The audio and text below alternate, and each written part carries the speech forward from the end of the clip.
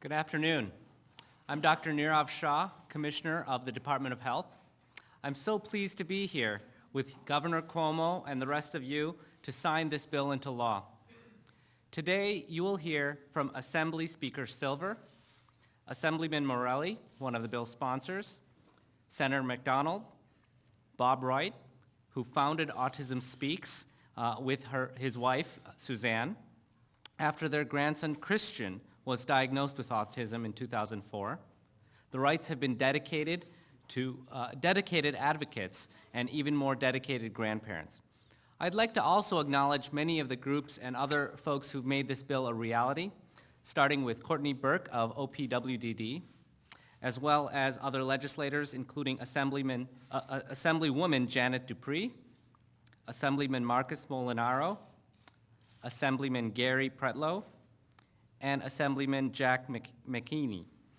The advocacy groups include Autism Speaks, Autism Science Foundation, Asperger's Syndrome and High Functioning Autism Association, the Medical Society of New York chapter of the American Academy of Pediatrics, Families Together NYC, the Autism Society of America, the University of Rochester Medical Center, the Anderson Center for Autism, Upstate New York Families for Effective Autism Treatment, the Ascent School for Individuals with Autism, Safe Minds, the Autism Action Network, and finally, the Foundation for Autism Information and Research, Incorporated.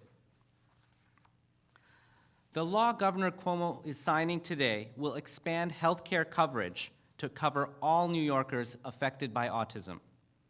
In New York, there are approximately 30,000 children who've been diagnosed with autism or autism spectrum disorders. It occurs in about 1 out of 110 births and affects everyone, regardless of race, ethnicity, or socioeconomic status. Autism spectrum disorders are a group of complicated, complex, pervasive, developmental brain disorders and conditions that are characterized by impairments in social functioning, communication, learning, and repetitive patterns of behavior. Steps like early detection of autism, followed by the right treatment programs, have been shown to lead to better functioning patients, but they can come at a very high cost. Thanks to the bill Governor Cuomo is signing today into law, insurance companies will be required to cover any New Yorkers affected by autism. This bill also balances the needs of families who currently have had to pay up to over $50,000 out of pocket per year for treatment, but will now be covered by insurance. The law will take effect about a year from now to give the state and cities time to adjust to the changes needed and to make sure that future budgets are not impacted.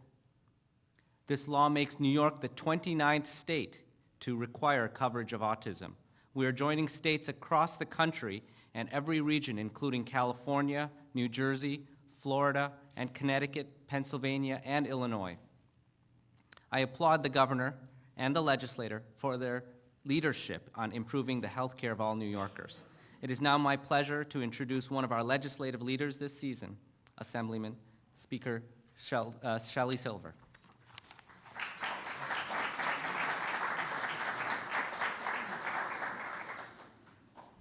Thank you very much, Commissioner.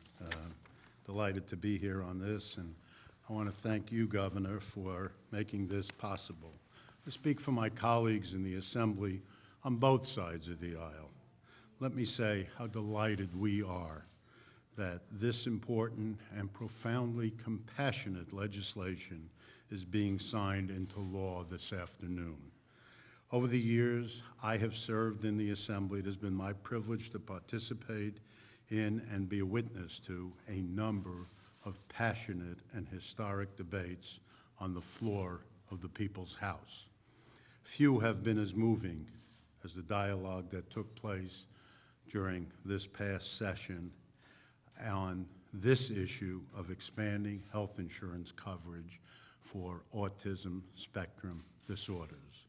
Listening to colleagues relate their experiences caring for loved ones with ASD, not only gave all of us a newfound appreciation of the physical and emotional and financial challenges that they are facing, but a strong and mutual sense of frustration that families who must deal with ASD are paying enormous out-of-pocket costs for the screening, diagnosis, and treatment, costs that ought to be covered by HMOs, individual and group health insurance. Governor, we thank you for standing up for our vulnerable children and adults who are struggling with disorders within the autism spectrum, and for their families who are striving to give them the best care possible. Our thanks as well for your leadership in helping to craft this three-way agreement on this critical issue. Although many of my Assembly colleagues have been out front on this issue, sponsored this legislation, and urged its adoption, I want to offer a special note of gratitude to the chair of the Committee on Insurance, Assemblyman Joe Morelli, for his leadership, his tireless effort to bring this legislation to enactment. I also would like to acknowledge, only because Commissioner Shaw did not, Assemblyman Mike Cusick, who was here with us and likewise was a major mover of this legislation, along with all the others that you mentioned. That said, let me also salute our colleagues in the Senate for their commitment to making this day possible.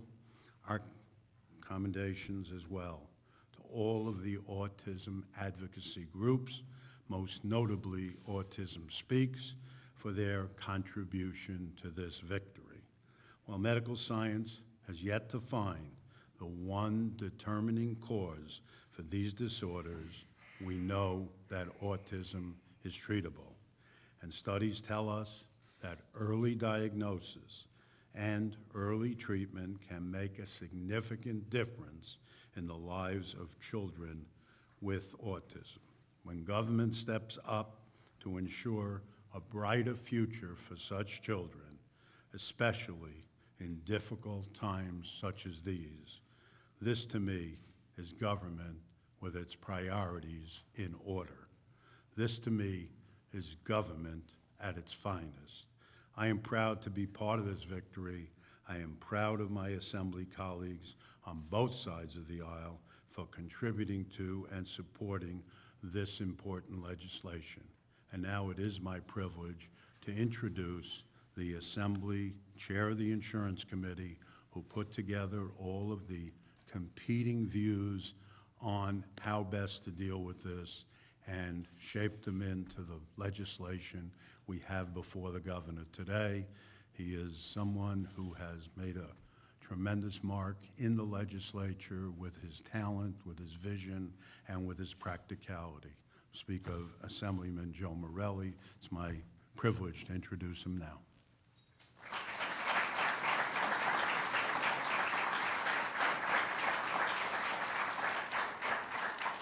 Good afternoon, and thank you, first of all, Mr. Speaker, for those very, very kind words, and more importantly, for your partnership, your leadership, your friendship during the last several months as we worked on this legislation and the full power of the Speaker's office behind it. Also to all of my colleagues who worked across party lines, both in the Senate and my colleagues in the Assembly, Senator Fusillo, who I know is here today in spirit, and to all the advocates who worked so hard over the years to make this day a reality. Most importantly, to the governor, whose incredible leadership has gained many victories this year in many ways, but this one in particular is so important to tens of thousands of families throughout the state of New York. I think that each of us would have a story to tell, and many of the members of the legislature spoke, as the Speaker said, on the floor of the legislature about the challenges that families face and those we know. Today I'm joined by my Chief of Staff, Kristen Anderson, who has a 6-year-old son, David, who is profoundly affected. And it's through David that I first became very familiar with the challenges that families face and those advocates posed the question to me some time ago, if you had 2 children and you had to make the decision between the health care of one and perhaps the college tuition of another, what kind of choice could you make? And that in a state as rich and as wonderful and has such a history as New York, we shouldn't have to face those choices. And I'm very, very proud of my colleagues, as I said, the Speaker and his leadership, Senator Fusillo, and the Governor for their leadership in making this day a reality. And with that, let me introduce my very, very good friend from the State Senate, who we work very closely on this and many issues, Senator Roy McDonald.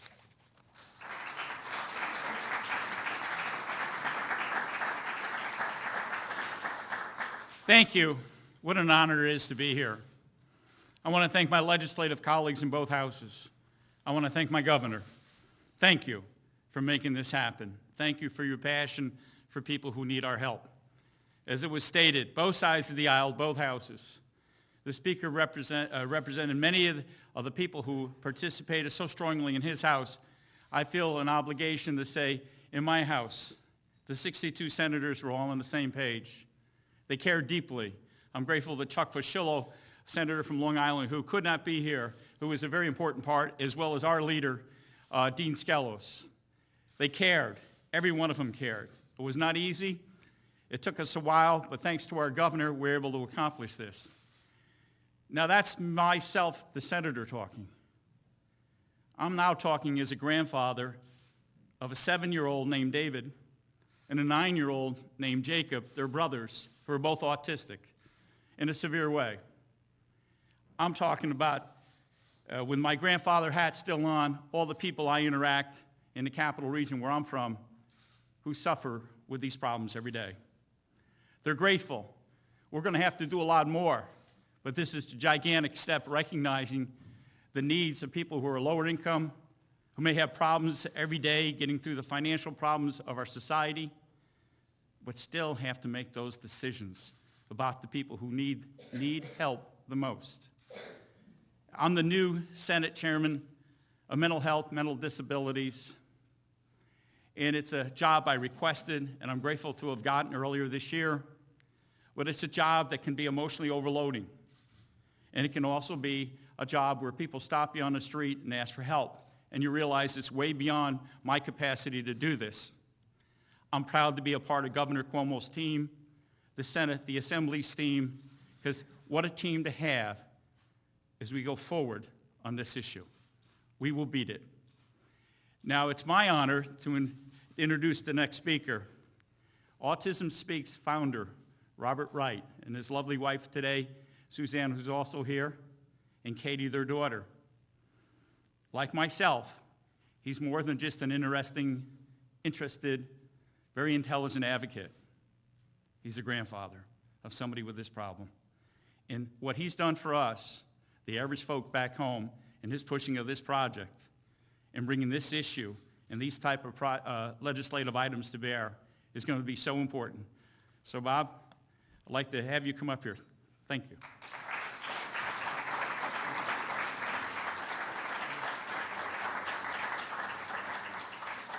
Thank you very much, Senator McDonald. You now have another grandfather standing before you. I was born and brought up in Hempstead, Long Island, not too far from Senator Fusillo's home and residence.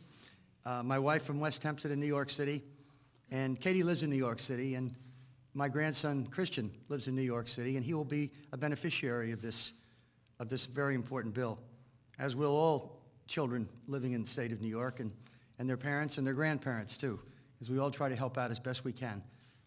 And this is going to have such a profound impact, and I think over many years you'll find the payback of this is substantial. In many respects, we should be sitting here with superintendents of schools because they are clearly going to be the beneficiary of this.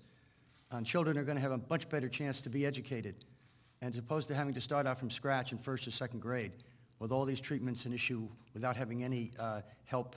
Early diagnosis and a lot of these treatments are going to make a great deal of difference. We've already seen this. So I want to thank you on behalf of wonderful leadership we had in the legislature. This is a seven-year issue, and it was fraught with great support and people all trying hard to figure out how to do it. And I really have to give the governor an enormous amount of credit, because this is a time where you can easily bypass these bills. You can dodge them and weave them. You can okay it, yes, no, and then not be there, and all of a sudden it's pushed off. And it's happened to a lot of places, and it did not happen here. So I really admire you, Governor. This is a remarkable thing. You're out in front, and Speaker Silver, you're out in front, and our two famous champions, Joe Morelli and Chuck Fuscello. It's just it's a great thing. Now the real issue here we're going to see now is we're going to bring common sense to issues that have been left out. Not having insurance for these kids has been very difficult. They now have a chance. They'll have a chance for health treatment. We can diagnose now at 1 year. That's not the case very often, but it's possible. I just met a father in here who had his son diagnosed in Scarsdale at 1 year. And because he had all of these kinds of treatments we're talking about, the child's done very, very well, much better than he would have ever under other circumstances. So I also want to thank one person in particular, my wife, Suzanne, who is tireless in her efforts on behalf of our family, on behalf of other families here and all over the United States. Suzanne, thank you very much. And I want to thank one person in particular here, Michael Gian Gregorio. Michael is the leader of the walks in Long Island. He's been tireless on this bill for many years. He was not able to be here today. And all of the other advocates from other organizations pulling together here to make this bill possible. We only stand as tall as we are when we're together, so it's terrific. So once again, it's my honor to introduce the governor, Governor Andrew Cuomo. Thank you very, very much for what you have done.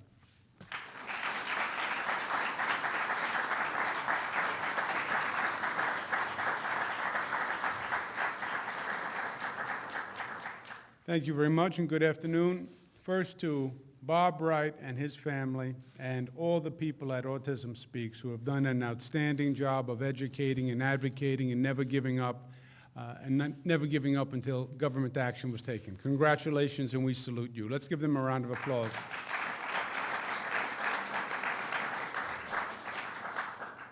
Assembly Speaker Sheldon Silver, it's a pleasure to be with you, sir, colleagues from the Assembly, especially Assemblyman Joseph Morelli today, Chairman of the Insurance Committee, that really did fantastic work on this bill. On the other side, our colleagues from the Senate, Senator Roy McDonald, good friend, thank you very much for being here, Roy, and Senator Fusillo could not be here today, but he did a lot of work on this bill, and we sent him our best, and we thank him for all his good work. They say you get to this point in the program, it's all been said. There's nothing left but the signing, because the bill has to be signed to come into law. But I was thinking as we were chatting inside and as we were coming out, I was in this building and in this room in a different capacity many, many, many years ago. There was another governor named Cuomo, Mario Cuomo, and I was his son, and I was up here working with him in the beginning. So I would be in this room about 25 years ago. And sometimes I have these flashbacks. 25 years ago, by the way, I was here, I was 8 years old. I was a very young, and I have these situations where there are flashbacks. And there was a meeting once where the legislators were about to come into this room, the Red Room, to sign a bill. And they were talking about how difficult the bill was and how long it had taken and how contentious it was and the back and the forth, and that was the chatter inside. And I was standing outside, and the senior legislator at that time walked out, and I was a little intimidated, and I didn't know what to say. And I said, well, it sounds like that bill was very hard to pass, sir. And he said, son, the important ones are always hard. That's why they're important. This was a very hard bill to pass, and that's why our colleagues in the Senate and the Assembly who worked on this, the people on my team who worked for a compromise, it was very hard. Why? Because it's very important. That's why. And the important ones are always hard. You're talking about 30,000 children in this state who need help and who need it desperately. You're talking about heartbreaking stories. For every child, it's a family, it's parents, it's brothers, it's sisters, it's grandparents. I can't tell you how many people have come up to me all across this state talking about this issue. And every time you hear the story, every time you hear the plight of that family, you're saying to yourself, there must be something that we can do. How can we help? How can we help? The emotional burden that the family has to go through, the practical burden, and then on top of it, the financial burden. I mean, there's a whole emotional and psychic burden that's being carried, but then a family that has no resources to do it, or as Assemblyman Morelli was suggesting, has to choose between children and where are they going to invest their resources, and if they invest in one child, they can't afford to invest in the other. It's hard. On the other hand, it is an expensive problem. And care is expensive, and medical care is expensive, and early diagnosis is expensive, so who's going to pay? And how do you balance all of this? I believe this piece of legislation does that exquisitely well. The children will get the help, the families will get the support, and with the balance that's been put in the bill, it will be a burden that the insurance companies can carry. It was a great piece of work. It will make a difference in children's lives and families' lives. And it's another one of those instances, I say to my colleagues, that shows once again how important government is and how powerful government can be to make a difference in real people's lives when we make government work. Autism Speaks made government work. The New York State Assembly made government work. The New York State Senate made government work. And it's my honor to be part of it. Let's sign the bill.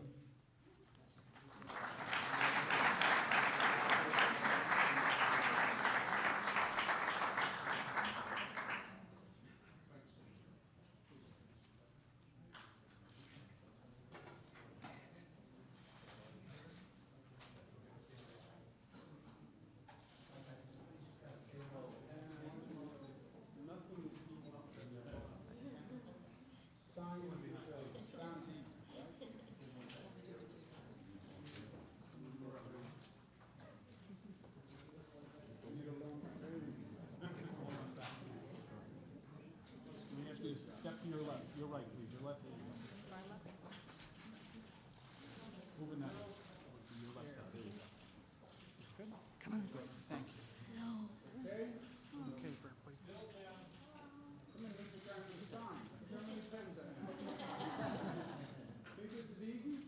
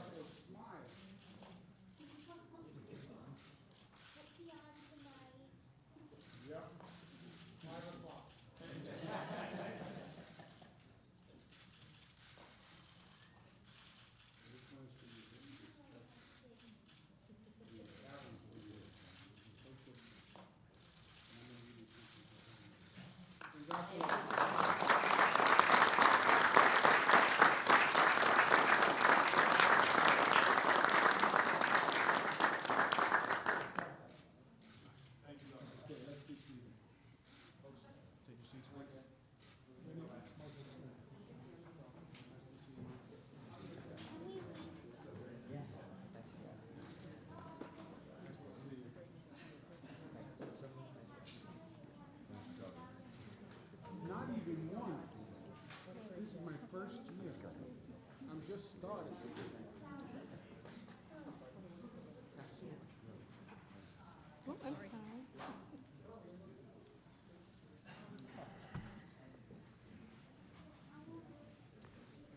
Any questions on this topic for myself or any of the legislators or Commissioner Shaw on the bill? I'm sorry, were you saying earlier that you think that insurance companies will pay for this without increasing premiums? I didn't say that, no. They can afford this, or they can... So there's a balance. In this bill, we negotiated a cap on the total exposure that an insurance company could face of about $45,000 per year. You don't expect any policyholders for premiums to go up? That's a different discussion. The insurance company's point was there's no cap. It's infinite, our possible exposure per person. And part of this piece of legislation limits places a cap on the insurance coverage, $45,000, per person per year. Governor, last year this was vetoed by Governor Patterson in part because they thought it was going to cost about $40 million for state and local governments to pick up their share of the tab. How is that going to be reconciled in the bill that you signed? I believe, Joseph, someone will correct me if I'm wrong. It always happens in this room, whether I like it or not. I believe the bill last year didn't have the cap that we have this year. That's what I was just saying to Mr. Gormley. The problem with the bill last year, from Governor Patterson's point of view, was the insurance company said this is an open-ended liability. This year, we negotiated a quote-unquote cap, another cap, and this one would limit the liability to $45,000 per person per year. On that basis, I'm signing the bill.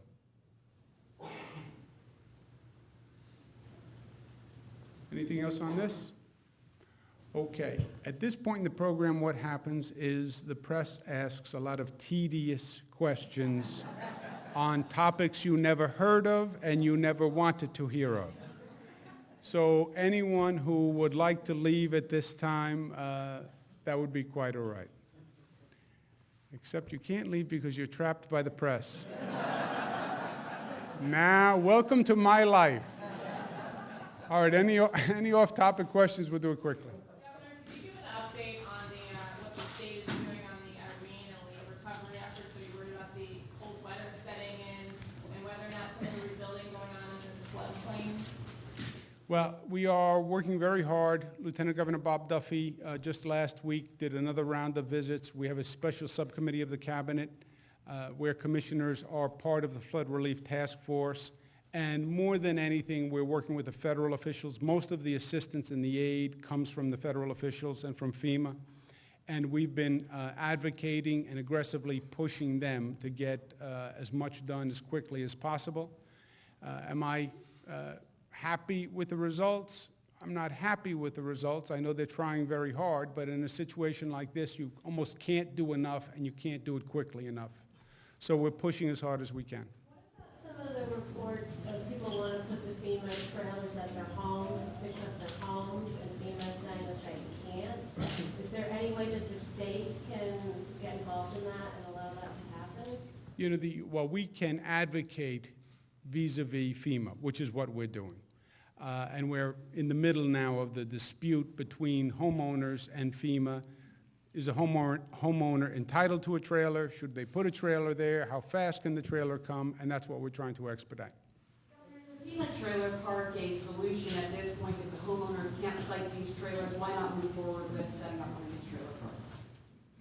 Well, you know, that is a community by community decision. The trailer parks are designed to be temporary in nature. The use of the trailer itself is temporary in nature. You don't want to be setting up permanent establishments with these trailers. It's not what they're designed for. And FEMA has had bad experiences on just that situation before. So we want the appropriate remediation. We want it as quickly as possible. And what this really is all about is the faster you can rebuild the home, the better. And how do we expedite that? The FEMA expanded their coverage for 2 more weeks. What are your thoughts on that? I applaud it. We asked them to do it, and I appreciate the additional coverage. Now, there's about 20,000 people that haven't gotten any response from FEMA. Anything to say about that? Well, FEMA shouldn't leave until the job is done, period. And that's been our point, and that will remain our point. Why is it taking so long? I don't know that, look, it depends on what end you're on. If you are suffering with the damage of a flood, it feels like it's been an eternity.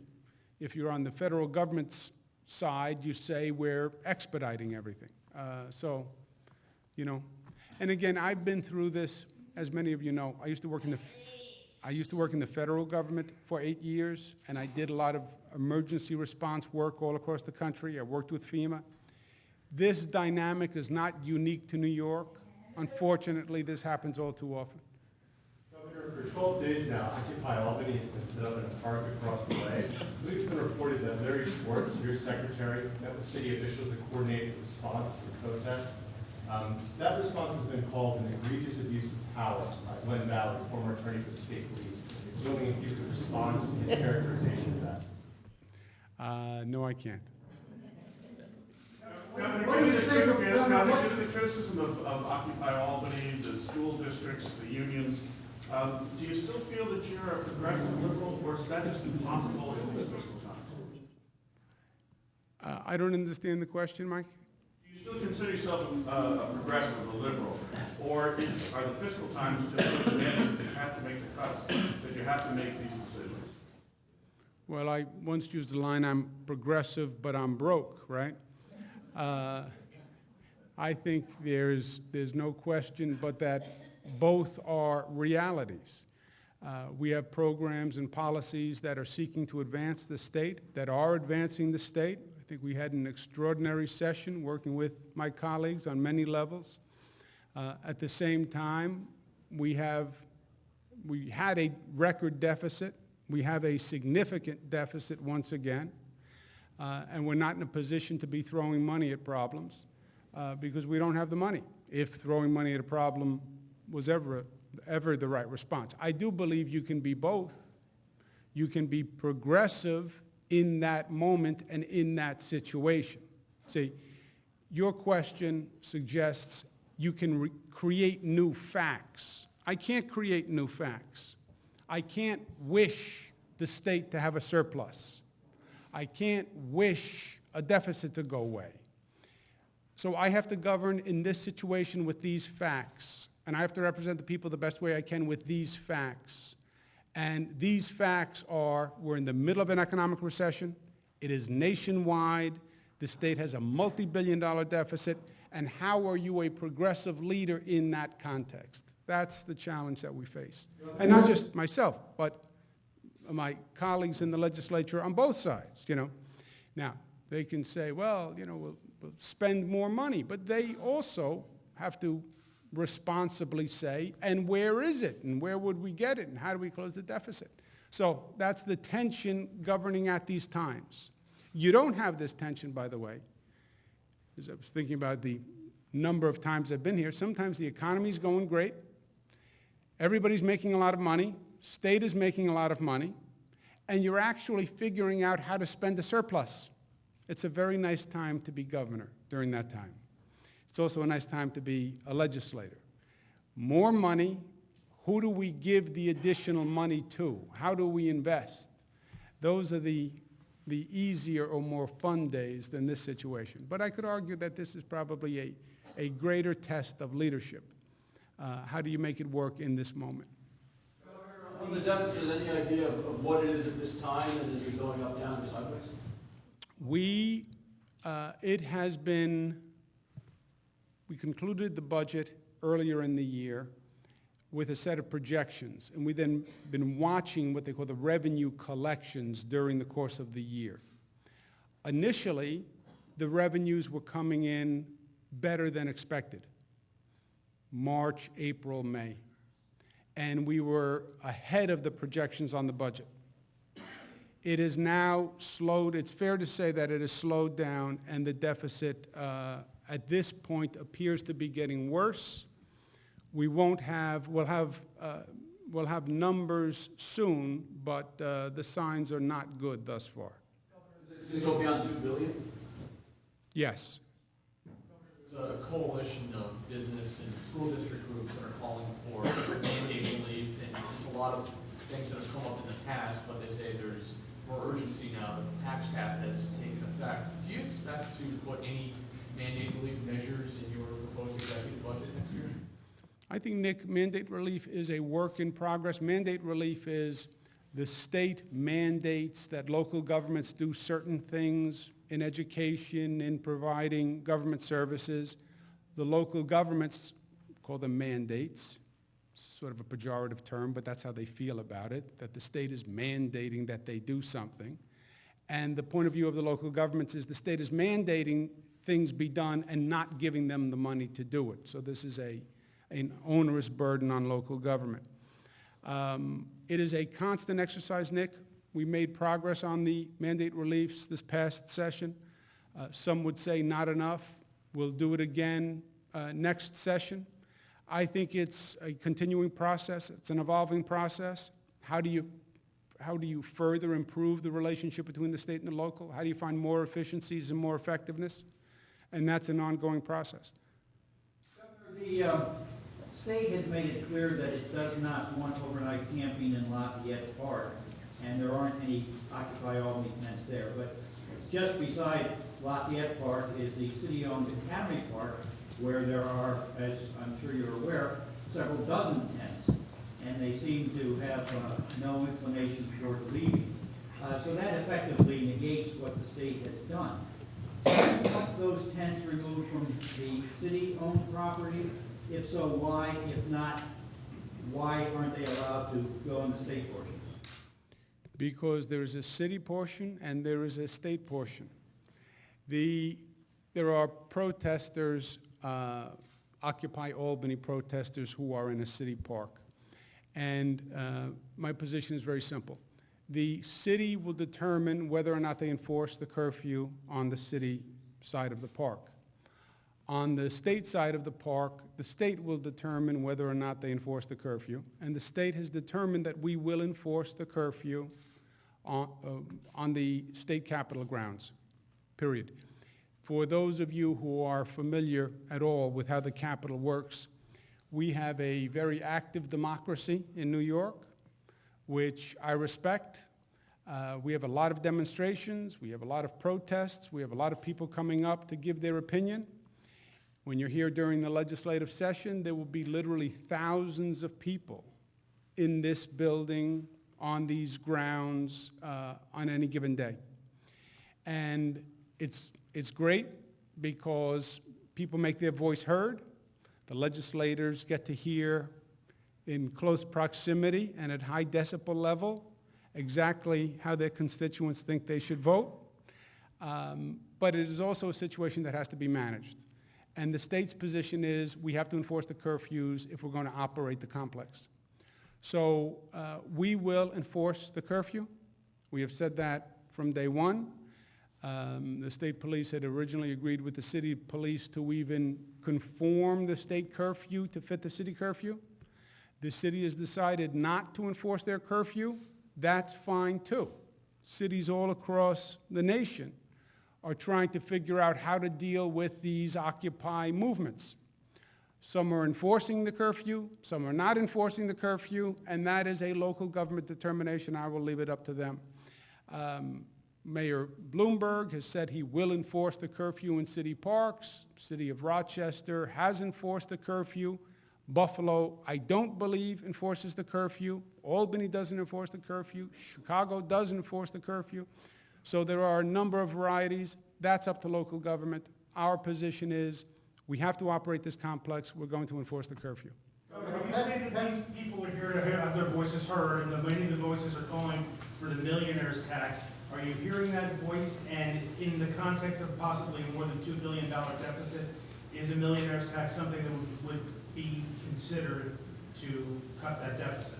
You know my position on the surcharge. I hear their voice. I heard the thousands of people who were in this building last session demonstrating for the millionaire's tax. We heard this before. We heard it from thousands of people. So I understand the argument. I heard it in this building. I hear it now. And you know my position on the surcharge. That is going to be voted at the end of this week. What are your thoughts? Excuse me one second, though. Just to go back on what the budget is, at one point, we will have to move from the political theory of this discussion to reality. This is all political abstraction and political theory.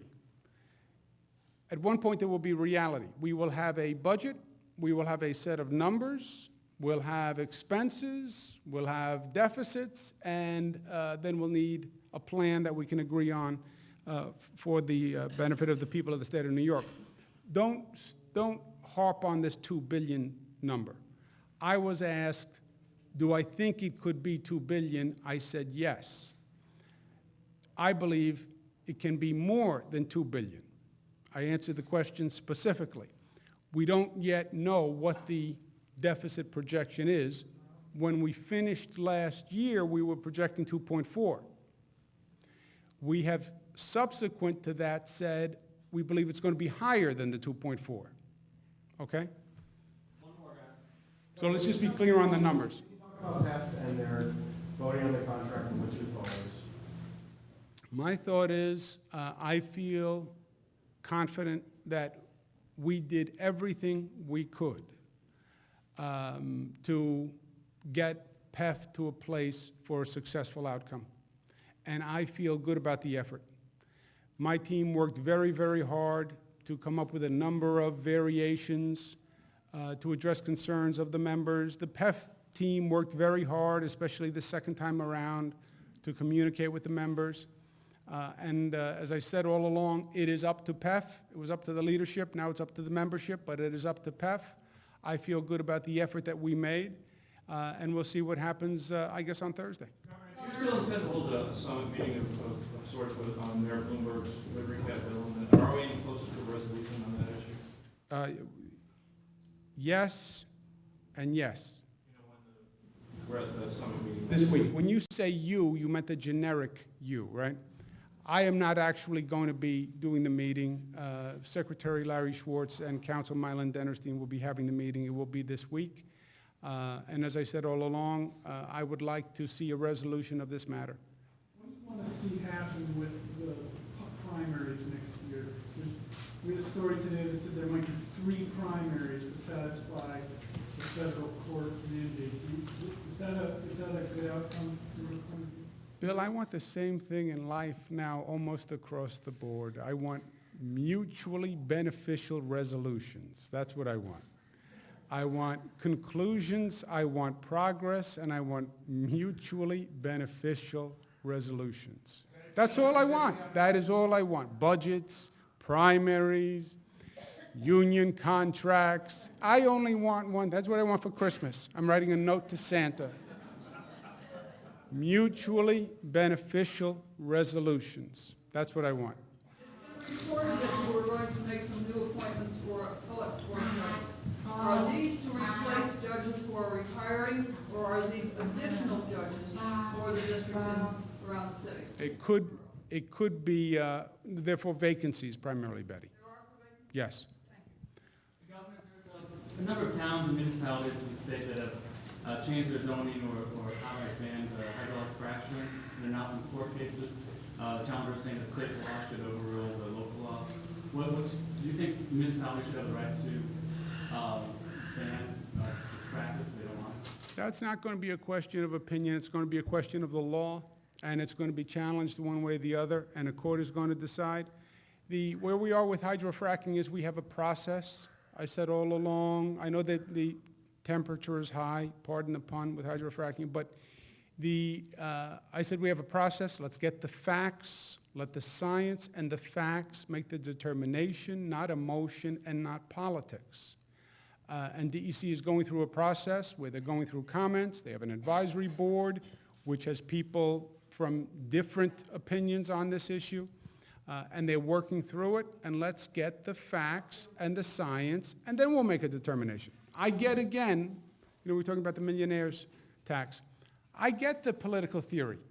I get the abstract political arguments. I get it. I get it on hydrofracking. I get it on the millionaires tax. On hydrofracking, let's get the facts, and we'll see the facts, and then we'll decide. Okay? Thank you all very much. Autism Speaks. God bless you. You did great work today. Thank you for being with us.